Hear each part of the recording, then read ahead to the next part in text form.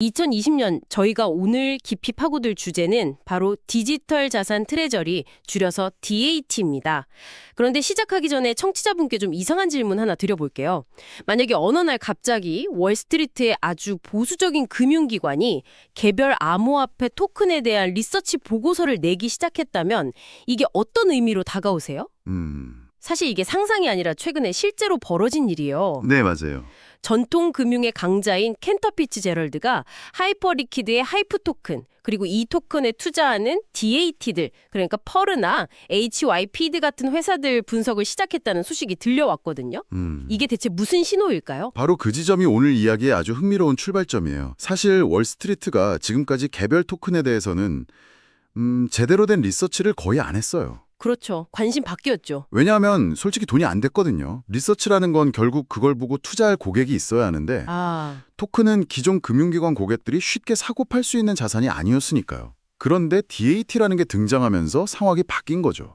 그러니까 켄터피츠 제럴드가 하이프라는 토큰 자체를 분석했다기보다는 그 토큰을 담고 있는 펄이나 HYPD라는 회사를 분석하기 시작했다. 이게 핵심이군요. 정확해요. DAT의 가장 기본적인 개념이 바로 그거예요. 특정 토큰을 주식이라는 아주 익숙한 껍데기, 즉 래퍼로 감싸서 증권시장에 상장하는 모델이거든요. 아하, 갑자기 월스트리트 고객들이 사고 팔 수 있는 상품이 생긴 셈이네요. 네, 그렇죠. 이걸 이해하려면 토큰 시장의 근본적인 한계를 먼저 알아야 해요. 토큰 시장에는 아직 자연스러운 상시 매수자가 부족해요. 자연스러운 상시 매수자요? 그게 무슨 뜻인가요? 좀 더 쉽게 설명해 주실 수 있나요? 네, 예를 들어 주식 시장을 한번 생각해 보세요. 전 세계 수많은 사람들의 연기금 계좌에서 월급날마다 기계적으로 돈이 들어와서 주식을 사주잖아요. 네, 그렇죠. 꾸준히 들어오죠. 시장이 좋든 나쁘든 그 돈은 계속 유입돼요. 시장을 떠받치는 거대한 매수세가 항상 있는 거죠. 하지만 토큰 시장에는 아직 그런 꾸준하고 자동화된 자금 유입 파이프라인이 거의 없어요. 열성적인 투자자들이 들어왔다 나가는 훨씬 변동성이 큰 시장이라는 거군요. 네, 맞아요. 주식시장은 수십 년간 쌓아온 시스템, 법률, 그리고 거대한 자본풀이라는 인프라가 이미 있으니까요. DAT는 바로 그 인프라에 토큰을 얹으려는 시도인 거죠. 토큰이라는 낯선 자산을 주식이라는 친숙한 껍데기로 감싸서 기존 주식시장의 거대한 투자자 풀과 만나게 해주는 다리 역할? 맞아요. 그런데 여기서 아주 중요한 함정이 있어요. 함정이요. 이렇게 주식으로 포장한다고 해서 그 토큰의 가치가 무조건 오르는 건 아니라는 거예요. 우리가 잘 아는 ETF가 기초자산의 수요를 항상 보장해주지 않는 것과 똑같은 원리죠. 단순히 토큰을 주식으로 포장해서 연결하는 게 전부라면 왜 모든 DAT가 성공하지 못하는 걸까요? 말씀하신 걸 들어보면 아주 간단한 성공 공식 같은데 실제로는 그렇지 않다는 거잖아요. 네, 바로 그게 핵심이에요. 어딘가 구조적인 문제가 있을 것 같은데요. 사실 DAT는 본질적으로 서로 충돌하는 두 가지 미션을 동시에 수행해야 하는 이중 딜레마를 안고 있어요. 이중 딜레마요? 흥미로운데요? 네, 이 딜레마 때문에 대부분의 DAT가 아주 어려운 상황에 처하게 돼요. 그 두 가지의 미션이 뭔가요? 첫 번째 미션은 주주 가치를 극대화하는 겁니다.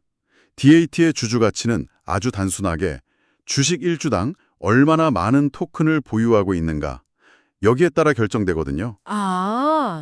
그러니 회사 입장에서는 당연히 토큰을 최대한 싸게 그리고 많이 사 모으는 게 지상 과제죠. 그렇군요. 주당 토큰 보유량을 늘려라. 이건 이해가 가요. 그럼 두 번째 미션은요? 두 번째 미션은 회사의 주가를 띄우고 시장에 뜨거운 관심을 받는 거예요.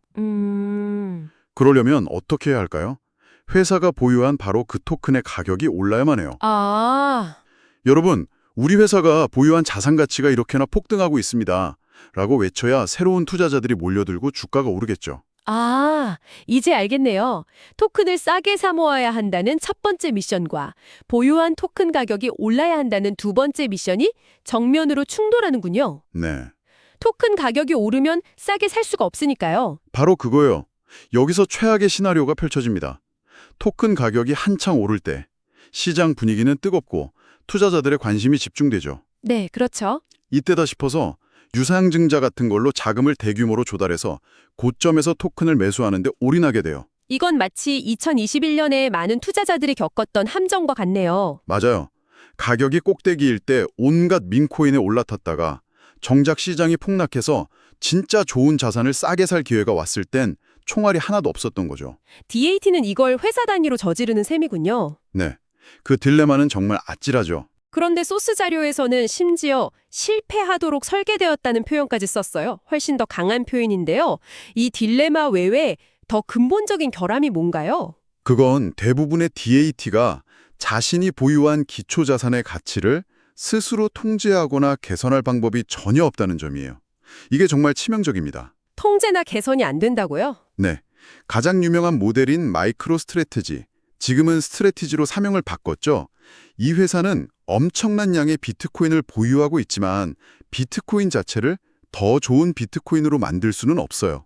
아, 비트코인 네트워크의 속도를 개선하거나 프로토콜을 업그레이드할 권한이 없으니까. 그렇죠. 다른 예를 들자면 솔라나 SOL 토큰을 대량으로 보유한 DAT가 있다고 해도 그 회사가 직접 나서서 솔라나 블록체인의 안정성을 높이거나 수수료 정책을 바꿀 수는 없는 것과 마찬가지죠. 결국 이들이 할 수 있는 건 사서 보유하고 홍보하는 것, 이 세 가지뿐이군요. 정확해요. 이건 자산의 본질적인 가치를 개선하는 행위가 아니라 본질적으로는 그냥 마케팅에 가까워요. 우리가 이 토큰을 이렇게나 많이 샀으니 여러분도 좋게 보고 투자하세요 라고 외치는 것뿐이라는 거네요. 네. 그렇다면 이런 구조에서는 결국 누가 이익을 보는 건가요? 이런 마케팅에 혹해서 들어온 새로운 투자자들인가요? 안타깝게도 아닌 경우가 많아요. 이런 구조에서는 이 모델을 처음 설계한 중간의 투자은행이나 스폰서, 그리고 원래 비어있던 껍데기 회사, 즉 쉘 컴퍼니의 기존 주주들이 막대한 이익을 챙겨가는 구조가 되기 쉽거든요. 아, 시장도 이런 문제점을 서서히 알아채기 시작해서 MSCI 같은 글로벌 지수 사업자들조차 이런 DAT 기업들의 산업 분류를 재검토하고 있다는 소식도 들려오고 있어요. 사실상 실체 없는 유령 회사가 아니냐는 의구심이군요. 이야기를 들을수록 좀 암울하네요. 구조적인 딜레마도 있고 자산 가치를 개선할 수도 없고. 네, 이런 클린쉘, 즉 별도 사업 없이 오로지 외부 자금 조달에만 의존하는 모델은 정말 위험하죠. 그렇다면 이 모델은 그냥 이대로 끝나는 걸까요? 아니면 2026년 DAT가 가야 할 새로운 길이 있을까요? 물론이죠. 바로 그 지점에서 새로운 진화의 가능성이 보여요. 이 구조적 실패를 극복하려는 두 가지 구체적인 해법이 등장하고 있습니다. 오, 다행이네요. 첫 번째는 바로 사모펀드형 DAT예요. 사모펀드형이요? 사모펀드라면 보통 부실 기업을 싸게 사서 구조조정을 통해 가치를 높인 다음 비싸게 되파는 전략을 쓰잖아요. 그거를 토큰에 적용한다고요? 네, 핵심 아이디어가 바로 그거예요. 사서 고치고 가치를 올린다. 단순히 자산을 사서 보유하고 가격이 오르기만 기도하는 게 아니라 그 자산의 가치를 높이기 위해 직접 개입하는 거죠. 더 이상 가격이 오르기만 응원하는 하이프맨이 아니라 직접 문제를 해결하는 픽스인맨이 되겠다는 거네요. 정확한 표현입니다. 잠깐만요. 토큰을 고친다는 게 현실적으로 가능한가요? 아까 DAT는 기초자산을 통제할 수 없다고 하셨잖아요. 아주 날카로운 질문이에요. 물론 블록체인 프로토콜의 코드를 직접 뜯어 고치는 건 거의 불가능에 가깝죠. 그렇죠. 여기서 말하는 개선은 다른 차원의 접근이에요. 예를 들어 해당 토큰을 대량으로 보유한 대주주로서 거버넌스에 적극적으로 참여하는 겁니다. 아, 의결권을 행사하는 식으로요. 네, 토큰의 경제 모델, 즉 토크노믹스가 장기적으로 지속 가능하지 않다면 더 나은 모델을 제안하고 커뮤니티를 설득할 수 있죠. 토큰의 실질적인 쓰임새, 즉 유틸리티를 늘리기 위해 다른 프로젝트와의 파트너십을 직접 주도할 수도 있고요. 비효율적인 수수료 정책이나 바이백 정책을 변경하도록 목소리를 내서 토큰에 대한 실질적인 수요를 만들어낼 수도 있어요. 실제로 아르카 같은 회사는 자신들이 이런 토큰 리페어 작업을 직접 수행하고 있다고 밝히기도 했고요. 아하. 소극적인 보유자가 아니라 자산의 펀더멘털을 강화하기 위해 적극적으로 행동하는 액티비스트 주주가 되라는 거군요. 이건 정말 큰 차이네요. 네, 좋습니다. 픽스앤맨이 되는 게 첫 번째 해법이라면 또 다른 방법도 있나요? 네. 두 번째 해법은 훨씬 더 직관적일 수 있어요. 바로 DAT 플러스 모델이에요. DAT 플러스. 핵심은 간단해요. 현금 흐름을 창출하는 본업, 더하기 트레저리. 이 구조를 갖추는 거죠. 본업이 있는 DAT라 외부 자금 조달에만 의존하는 클린 쉘 모델에서 벗어나 회사 자체적으로 꾸준히 돈을 버는 사업을 가져야 한다는 뜻이군요. 맞아요. 이 모델의 가장 대표적인 교과서적 사례가 바로 그레이스케일이에요. 그레이스케일은 이미 2025년 11월에 S1이라는 공식 상장 신청 서류를 제출하고 뉴욕 증권거래소에 그레이라는 티커로 상장을 추진 중이라고 밝혔죠. 네. 그레이스케일은 다른 DAT와 구조적으로 아주 명확한 차별점을 가져요. 바로 비트코인 신탁 같은 자사살품의 운용 수수료라는 아주 확실하고 꾸준한 현금 흐름이 있다는 점이에요. 그게 그렇게나 중요한 차이인가요? 네, 이건 하늘과 땅 차이입니다. 기존의 많은 DAT들은 자신들의 주가가 M&AV, 즉 순자산 가치 대비 높은 프리미엄으로 거래될 때만 유상증자 같은 자금 조달이 쉬웠어요. 잠시만요. M&AV 프리미엄이라는 건 쉽게 말해서 회사가 가진 토큰의 실제 가치보다 주가가 훨씬 부풀려져 거래되는 일종의 거품 같은 거죠. 네, 맞습니다. 그 거품이 있을 때만 자금 조달이 쉽다는 말씀이시군요. 정확해요. 시장이 뜨거울 때, 즉 거품이 끼었을 때만 트레저리를 늘릴 수 있었던 거죠. 그런데 시장이 식어서 그 프리미엄이 사라지는 순간 성장 엔진이 그냥 멈춰버려요. 더 이상 토큰을 살 자금을 마련할 방법이 없어지는 거예요. 와, 그건 정말 다르네요.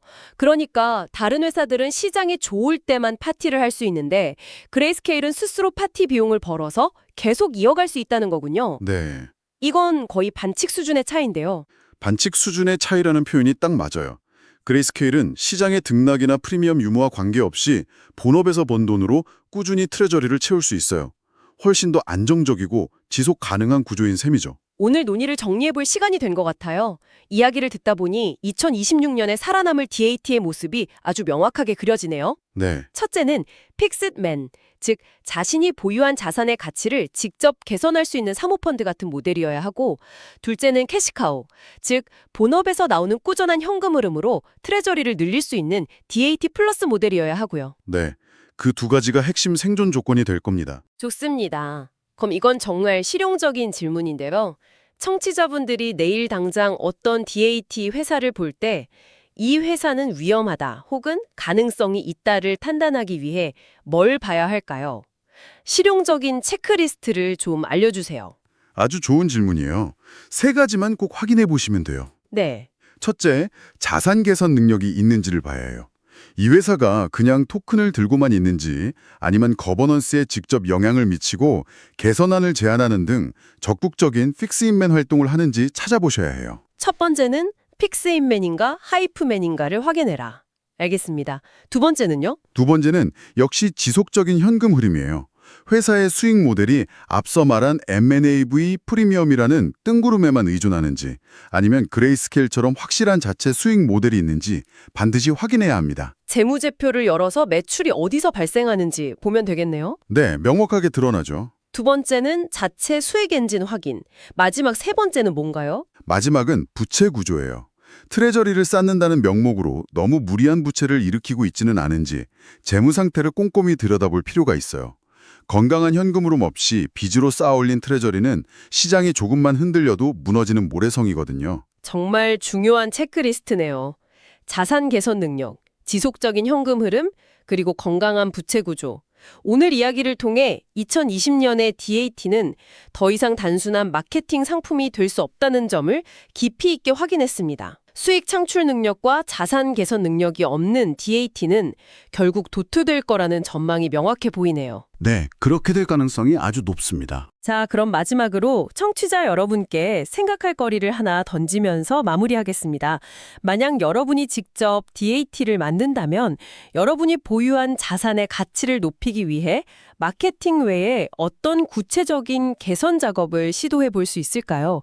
이 질문에 대한 자신만의 답을 고민해 보는 것이 앞으로 다가올 새로운 DAT 시즌을 맞이하는 훌륭한 투자 기준이 될 겁니다.